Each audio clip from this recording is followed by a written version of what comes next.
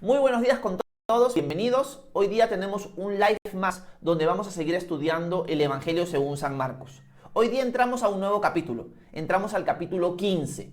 Este capítulo continúa la narrativa que empezamos a ver en el capítulo 14. Narrativa que se trata de la última noche de Jesús, donde él va a ser crucificado en la mañana siguiente. Hemos visto cómo Judas traiciona a Jesús y una de las cosas que meditamos en la clase anterior es la negación de Pedro en esa misma noche. Jesús le había anunciado a Pedro que lo iba a negar 3 veces. Pedro, orgulloso, fuerte en sí mismo, piensa que no va a ser así. Y al pensar que era fuerte, descubre que era débil y termina negando a Jesús 3 veces. Luego de esta negación, Marcos nos va a seguir relatando todo lo que tiene que ver con el juicio de Jesús. Vamos a ver a un personaje que no se nos ha mostrado antes, que es muy conocido, que es Poncio Pilato. Y vamos a hablar acerca de él, vamos a meditar un poco en la relación entre Jesús y él cuando es presentado por los religiosos y vamos a ver qué es lo que aprendemos mientras leemos versículo tras versículo el capítulo 15. Así que vamos al texto mismo y vamos a leer el capítulo 15 de Marcos, que continúa la negación de Pedro y nos dice en el versículo 1 lo siguiente. En cuanto amaneció, y luego de reunirse los principales sacerdotes, los ancianos, los escribas y todo el tribunal para ponerse de acuerdo, ataron a Jesús y se lo llevaron a Pilato. Este le preguntó, ¿eres tú el rey de los judíos? Y Jesús le respondió, tú lo dices. Los principales sacerdotes lo acusaban de muchas cosas, así que Pilato volvió a preguntarle, ¿no vas a responder? Mira de cuántas cosas te acusan. Pero Jesús ni aún así respondió, lo que sorprendió mucho a Pilato. Acá vemos que los religiosos están trayendo delante de Pilato a Jesús. Lo hacen muy temprano porque era la costumbre de la época que los juicios empezaran muy temprano. Al empezar a salir el sol, ya el procurador estaba listo para resolver situaciones legales. Por eso es que Jesús es llevado ante Pilato por los religiosos. Obviamente los religiosos no tienen la potestad de matar a Jesús por sus propias manos. Así que quieren hacerlo de la manera legal, por el Imperio Romano. Ellos no pueden decirle a Pilato que Jesús se ha proclamado Dios. En el capítulo 14 vimos que Jesús, al decir que él era el Hijo del Hombre, que estaba a diestra del Padre, estaba diciendo que él era Dios. Bueno, los religiosos no pueden decir esto.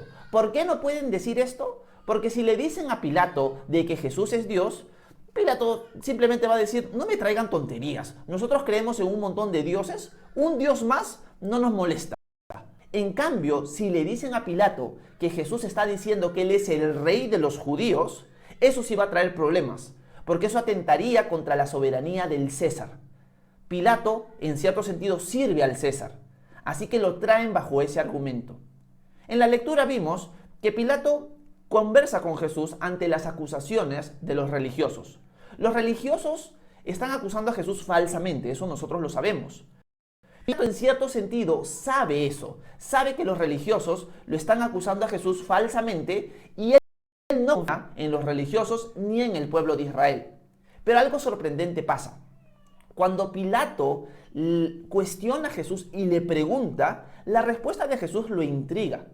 Porque Pilato le dice, ¿tú eres el rey de los judíos? Y Jesús le dice, tú lo dices. Pero luego de que los religiosos siguen atacando a Jesús, Pilato en buena cuenta le dice a Jesús, oye, ¿no te defiendes? Estos se están acusando de alguna manera, en la mente de él piensa falsamente, pero tú no te estás defendiendo. Y Jesús se queda callado. Lo que lleva a Pilato a sorprenderse grandemente de la actitud de Jesús. ¿Por qué Pilato se sorprende de la actitud de Jesús? Porque pónganse a pensar en lo siguiente. Cuando una persona es llevada ante Pilatos para ser condenada, obviamente esta persona tiene un temor grande ante la muerte. Sabe de que su vida depende de la decisión de Pilato. En cambio Jesús no tiene ese temor. Pilato está viendo delante de él un hombre que no tiene temor de él. Esto es algo sorprendente para Pilato. Todo el mundo ruega a Pilato por su vida. En cambio Jesús no. Jesús está tranquilo delante de él, mientras lo normal es que la gente esté delante de él y le pida misericordia, le pida justicia, le pida y le reclame que es inocente. Jesús no hace eso. Jesús mantiene una calma, una tranquilidad que Pilato no puede entender. Y cuando Pilato ve esa tranquilidad, ¿qué hace? Nos dice el texto, Pilato se sorprende grandemente por la actitud de Jesús. Acá podemos rescatar algo inicial en nuestra aplicación de lo que estamos leyendo y que podríamos ver para nosotros. Jesús está en control. Lo que está pasando Jesús, el juicio con Pilato, el encuentro con Pilato, la crucifixión que viene en los siguientes versículos, es algo que a Jesús no lo agarra por sorpresa. Es algo que está sucediendo por el control. El Señor está en control. ¿Y qué sucede? Que muchas veces en nuestra vida, como no recordamos que Dios está en control, ante situaciones que nos agarran desprevistos o de improviso, ¿qué hacemos? Empezamos a temer, empezamos a angustiarnos, empezamos a afligirnos, porque sabemos que no estamos en control.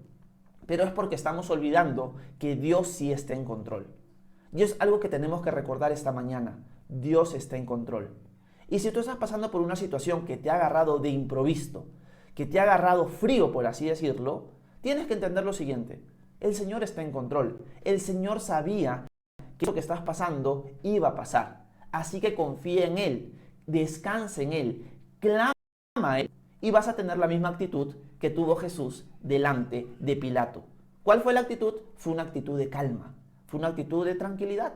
Esto es algo nuevo para Pilato. Pilato nunca se ha encontrado un hombre que tenga esta calma en medio de esta situación, porque su vida depende de la decisión de Pilato. Y vamos a ver, como ustedes ya conocen la historia, que Pilato va a terminar condenando a Jesús y guiándolo hacia la crucifixión. Esta calma es la calma que todo cristiano debería tener. Esta calma es la calma que tuvo el discípulo Esteban en Hechos capítulo 7 cuando es apedreado.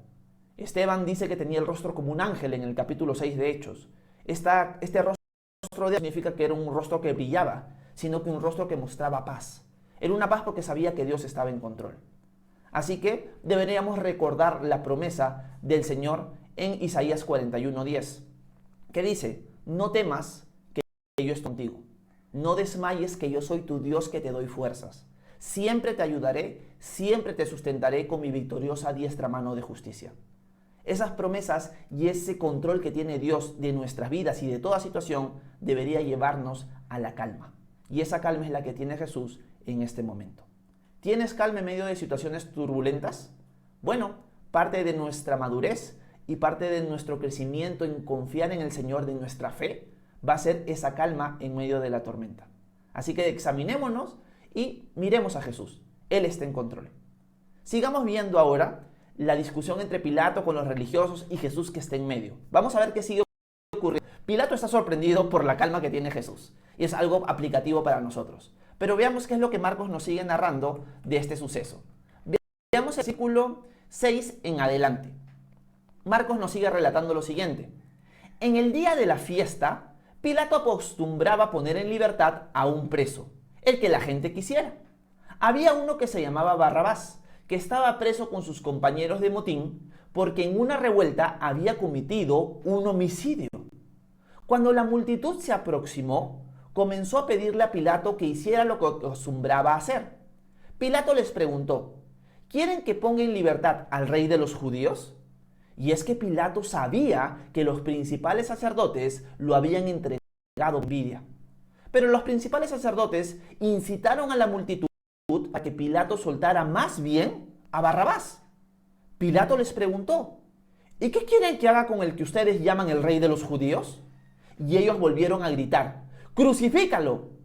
Pilato les decía, ¿pues qué crimen ha cometido? Pero ellos gritaban más todavía, ¡crucifícalo!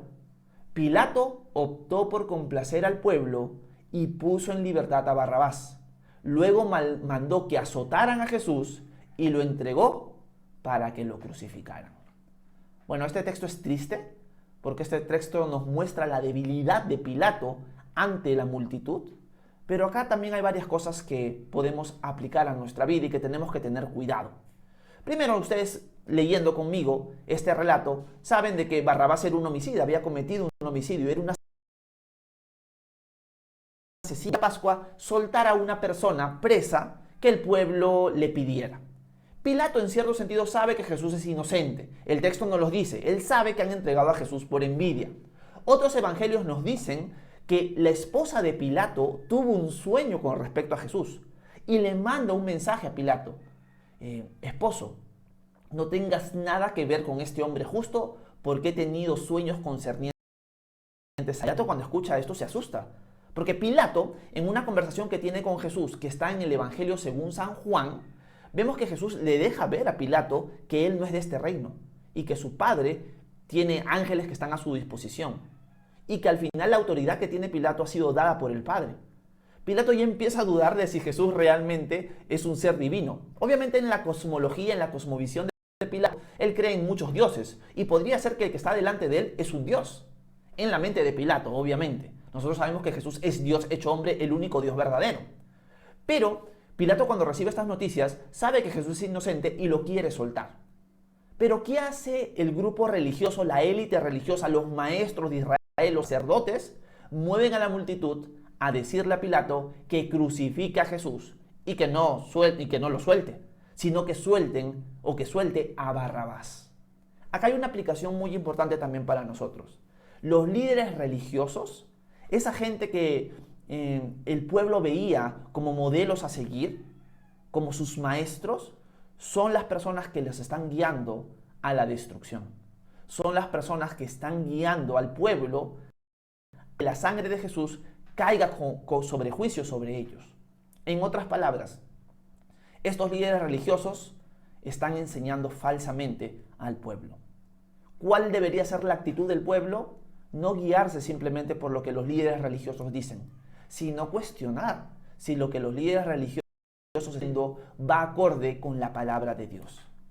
Y acá hay una lección para nosotros muy importante. Tenemos que tener cuidado de las enseñanzas que recibimos. Por ejemplo, ustedes están escuchándome enseñar, compartir un extracto de la palabra de Dios. Pero es su tarea, es su trabajo discernir, investigar, estudiar si lo que yo estoy diciendo va acorde a la palabra de Dios. Porque yo me puedo equivocar o yo puedo ser un falso maestro. Es el trabajo de ustedes que investiguen. Es el trabajo de ustedes que estudien. Es el trabajo de ustedes que disciernan, que diferencien una enseñanza que va de acuerdo a la palabra de Dios y otra que no. Tenemos que tener cuidado porque hay falsos maestros que sacan textos fuera de contexto. Y es un ejemplo que nosotros vemos en el libro de Hechos con los ciudadanos de Berea. Los ciudadanos de Berea eran judíos que cuando ven la instrucción de Pablo no le creen inmediatamente porque Pablo lo está enseñando, sino verifican que lo que Pablo está diciendo va acorde con las Escrituras. De la misma manera, tenemos que tener mucho cuidado con los líderes que nos guían en la palabra de Dios. Tenemos que discernir, tenemos que amar a Dios con toda nuestra mente. Y eso implica que tenemos que dar toda enseñanza que nosotros recibimos. Primeramente, porque aunque el maestro que te está enseñando pueda tener la mejor de las intenciones, no es un falso maestro, se puede equivocar. Porque somos falibles, no somos maestros infalibles. Eso tenemos que tenerlo claro.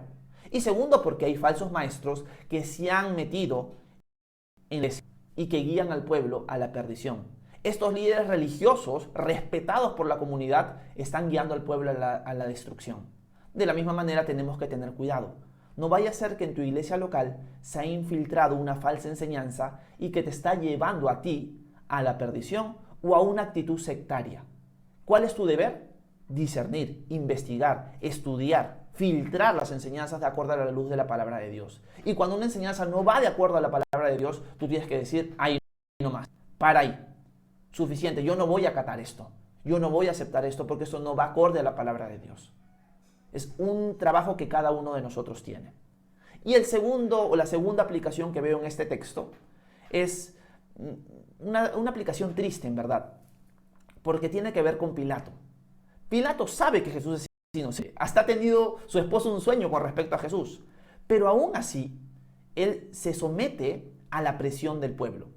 Si uno lee la historia, si uno investiga, Pilato ya tenía muchos problemas políticos con la nación de Israel. Y él no estaba muy bien visto ya por el César en la actualidad, que era el César Tiberio.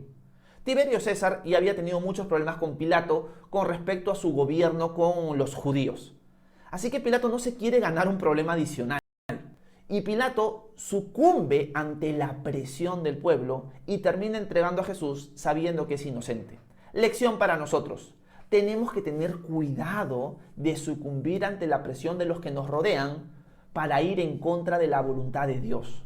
Es fácil decir en pantalla, es fácil decir de boca para afuera, cuando no hemos pasado por una situación así, al igual que Pedro, yo no voy a negar a Jesús. Yo, por más de que haya una presión, haya alguien que me quiera inducir o impulsar a hacer algo en contra de Dios, yo no lo voy a hacer.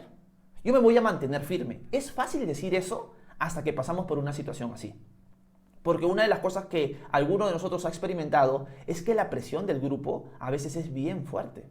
¿Qué tenemos que hacer? Tenemos que pedirle fuerzas al Señor. Señor, ayúdame a resistir ante la presión del grupo. Puede ser que tú eres un jovencito que está en el colegio, o ya una persona más adulta que está en la universidad, o en tu trabajo o en tu familia, y que vas a recibir presión de parte de ellos para ir en contra de la voluntad de Dios o para que no testifiques del Señor, porque se van a burlar de ti. Es ahí cuando se va a ver nuestra convicción. Es ahí cuando se va a ver cómo está nuestra fe. Si estamos firmes en el Señor o si no. Si estamos confiando en nuestras fuerzas o estamos confiando en el Señor. Ahí donde las papas queman, como se dice, se va a ver nuestra convicción. Y uno de los profetas que me encanta a mí, es uno de mis profetas favoritos, en el libro de Reyes, es Micaías. Micaías, quiero contarles un poco acerca de él, es un profeta que está preso. Es un profeta que está en el lado norte de Israel, en el lado que se conoce como Israel y no como Judá. El rey es el rey Acab, el esposo de Jezabel, un personaje bien conocido en el Antiguo Testamento, malévolo. Acab lo ha metido preso porque Micaías le profetiza lo que Dios dice. Por lo tanto, siempre le profetiza cosas malas. Josafat, que es otro rey, es el rey de Judá, está conversando con Acab. Y se ha dado cuenta de que Acab está rodeado de falsos profetas. Así que le dice, Acab, un ratito, ¿no tienes un profeta del Señor que nos pueda profetizar para ir a la guerra? Y Acab dice, hay uno, pero se llama Micaías y nunca me profetiza nada malo. Y Josafat le dice, no hables mal de los profetas, tráelo. Y traen a Micaías. Micaías está rodeado de cientos de falsos profetas que le profetizan cosas buenas a Acab. Pero Micaías, ¿qué hace ante la presión? Dice la palabra de Dios. Hasta recibe un cachetadón, un golpe por profetizar lo verdadero. Estamos hablando de que Micaías está rodeado con una presión abrumadora de gente que está alabando al rey y que su vida está en peligro en cierto sentido.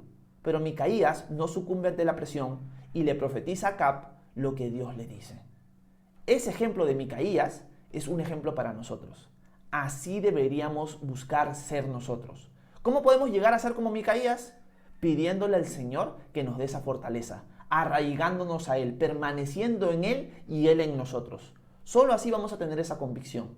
Y en medio de la situación decirle, Señor, dame las fuerzas para poder mantenerme firme ante la presión. Sea en mi casa, sea en mi trabajo, sea en mi colegio, sea en mi universidad, sea en donde sea. Ayúdame a mantenerme firme en las convicciones que tú me has dado, aunque todo el mundo se me tenga que venir encima. Eso es difícil, pero tenemos que pedirle las fuerzas al Señor. Y lamentablemente, aprendemos de un mal ejemplo en Poncio Pilato. Poncio Pilato sí sucumbe ante la presión. La pregunta es, ¿estamos sucumbiendo ante la presión nosotros con los que nos rodean? Mi oración es que ustedes puedan clamar a Dios y pedirle a Él esa fortaleza. Y decir, me voy a mantener firme en mi seguimiento del Señor. Voy a tomar mi cruz, voy a negarme a mí mismo y voy a seguir a Jesús. Venga lo que venga. Esa es la actitud que un cristiano debería tener y que Pilato no pudo tener en este momento. Y por eso termina negando a Jesús. Así que ya habiendo avanzado ya casi 20 minutos de lectura, quiero culminar repitiendo un poquito lo que hemos visto. Primero, recordar que Dios está en control. Jesús, ante la calma que muestra delante de Pilatos, nos demuestra a nosotros un ejemplo magistral. Tenemos que recordar que el Señor está en control, sea la situación que estemos pasando. Y es ahí, cuando descansamos en Él, que vamos a poder reflejarlo de una manera como Jesús está mostrando aquí delante de Pilato. Otra cosa que hemos visto es que tenemos que tener cuidado de los maestros que nos rodean, porque pueden ser falsos maestros o pueden equivocarse involuntariamente. Por eso es nuestro deber discernir, estudiar, investigar, ver que la enseñanza que estamos recibiendo va acorde a la palabra de Dios. Y por último, tenemos que pedirle al Señor fortalece en medio de la presión. Porque vivimos en una sociedad que nos presiona a negar a Cristo, que nos presiona a quedarnos callados. Y es ahí donde necesitamos las fuerzas del Señor para hacer luz y sal y para anunciar las virtudes de aquel que nos sacó de las tinieblas y nos trajo a la luz admirable. Pablo va a decir en el libro de Efesios que nosotros, en cierto sentido, no participemos de las tinieblas, de las obras infructuosas de las tinieblas, sino más bien que las denunciemos. Para denunciar las obras de las tinieblas tenemos que tener valor, tenemos que tener firmeza. Y ese valor y esa firmeza solo puede venir de parte del Señor. Así que yo te animo esta mañana a pedirle al Señor eso. Dame esa fortaleza para no negarte, para permanecer firme. Y si te he fallado, perdóname, Señor. Ayúdame a no volver a hacerlo. Eso es lo que quería compartir con ustedes esta mañana. Espero que haya sido de edificación para ustedes, que los haya ayudado a meditar. Y si tienen alguna pregunta, algún comentario de lo que hemos leído o de alguna otra cosa de la Biblia, por favor háganmela saber a continuación, que con gusto voy a intentar responderlas. Muchas gracias por su atención. Que Dios los bendiga.